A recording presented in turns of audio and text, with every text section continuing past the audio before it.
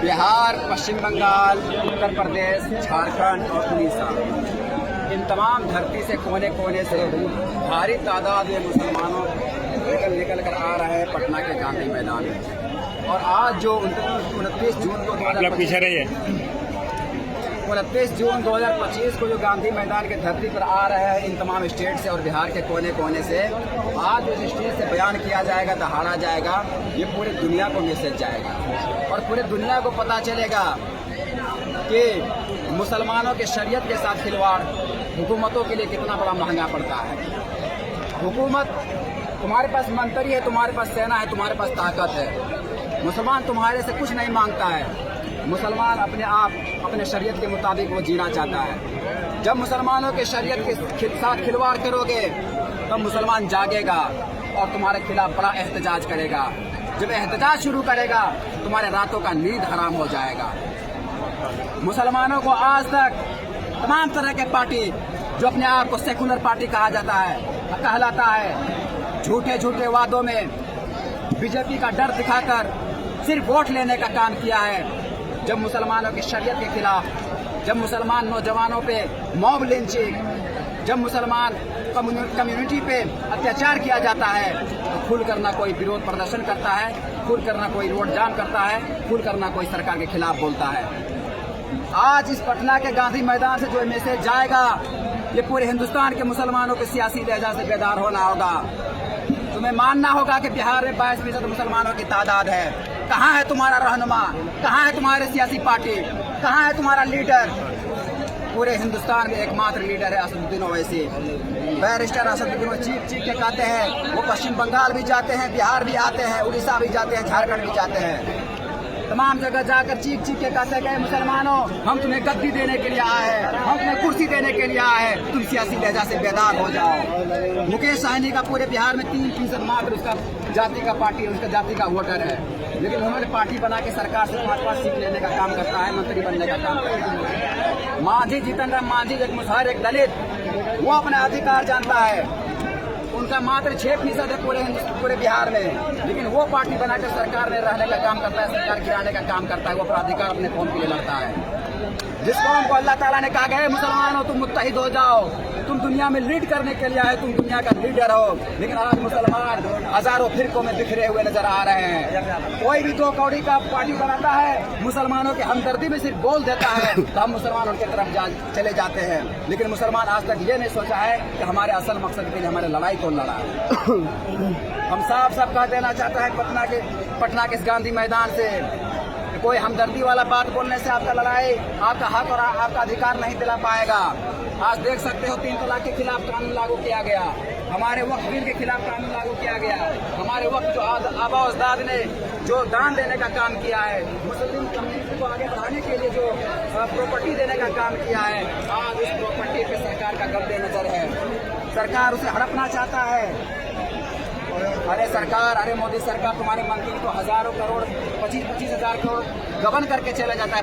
भला बताइए कौन ऐसा मुस्लिम नेता है जो आपका देश का 25 करोड़ या 25,000 करोड़ या 11,000 करोड़ लूट के भागा है। मुसलमान तो अपने शरीयत पे जीना चाहता है, अपने फकीरी पे खुश रहना चाहता है, फिर भी तुम इसे छेड़ना चाहते हो, फिर भी इसका हक लूटना चाहते हो। ये सरासर गलत और नाइंसाफ हो रहा है। और पुराने ख्यालात के जो हमारे आबा अजदाद जो कर गए, हम नए पीढ़ी के नौजवानों से अपील करना चाहता हूँ कि सियासी लहजा से बेदार हो जाए। चाहे वो पश्चिम बंगाल से हो, पश्चिम बंगाल में 33% मुसलमान है। किसी भी पार्टी को मुख्यमंत्री बनने के लिए मात्र 30% वोट की जरूरत है। किसी पार्टी को 30% वोट जाता है तो मुख्यमंत्री बनाते हैं। ममता बनर्जी क्यों नहीं किसी मुसलमान को उप मुख्यमंत्री का पद देता है? क्योंकि मुसलमान जाग जाएगा, मुसलमान अपना हक के लिए हक मांगेगा, अधिकार मांगेगा। आज पश्चिम बंगाल में सच्चर कमेटी की रिपोर्ट से अगर देखा जाए तो पूरे हिंदुस्तान में सबसे ज्यादा गुर्बत, सबसे ज्यादा बेबसी पश्चिम बंगाल में है। बिहार के 5% मुसलमान आज तक वोट करते आया है, लेकिन आज तक मुसलमानों को बढ़िया मंत्रालय नहीं दिया गया है।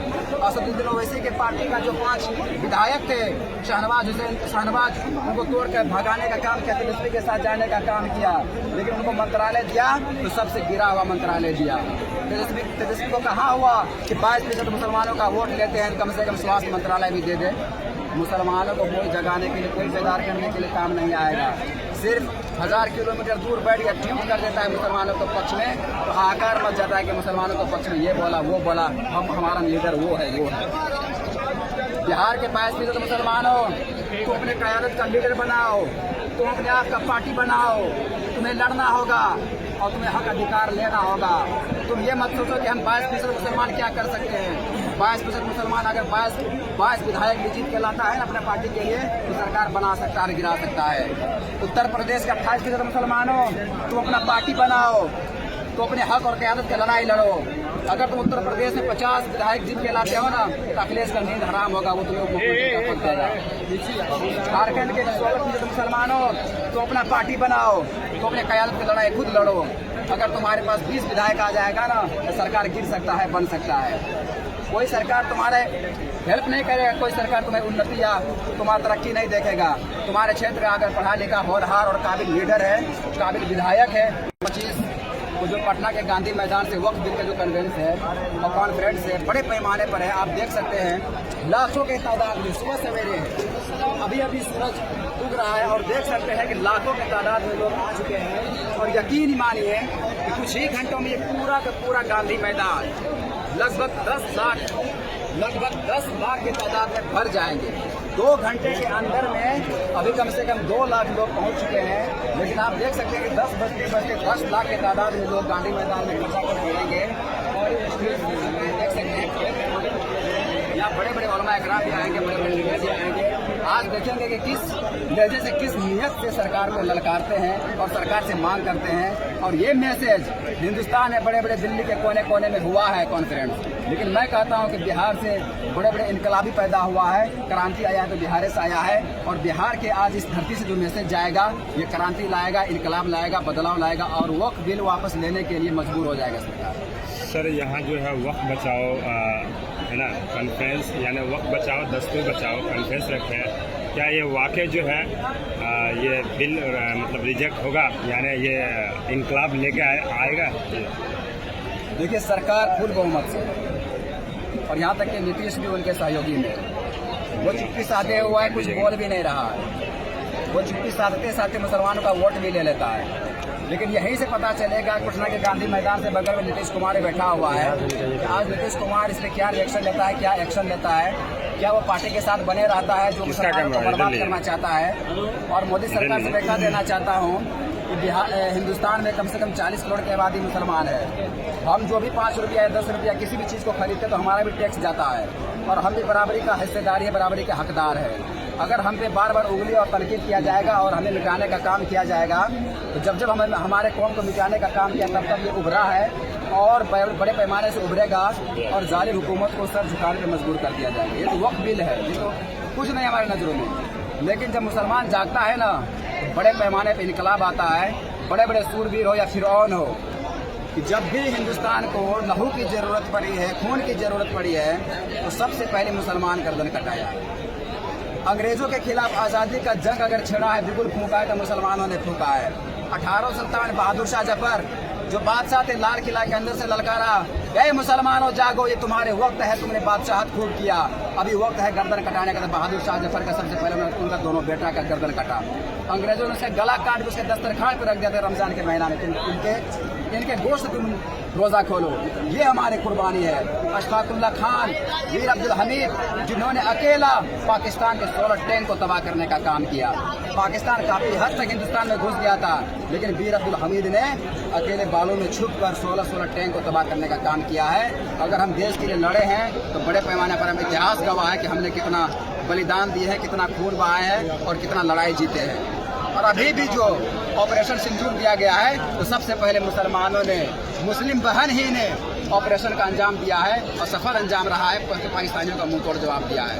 और पूरे दुनिया में जब पूरे दुनिया में जब हिंदुस्तान का छवि खराब हो रहा था, अमेरिका को जब मोदी ने वहाँ जाके कह रहा था कि अब की बार डोनाल्ड ट्रम्प और हिंदुस्तानियों को बेड़ा हथकड़ी लगा के भेज रहा था, अब पूरे दुनिया में हिंदुस्तानियों की छवि खराब हुई। तो हिंदुस्तान की छवि बनाने के लिए सबसे पहले असद ओवैसी अरब कंट्री गए, तमाम कंट्री गए और वहाँ हिंदुस्तान का मैसेज दिया।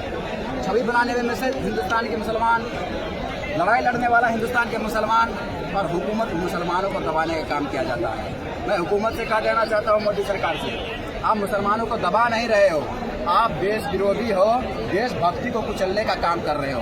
अगर मुसलमान दब जाएगा ना तो तुम्हारे कच्चेधारी चड्डीधारी जो आरएसएस है ना वो कभी लड़ने के लिए नहीं जाएगा।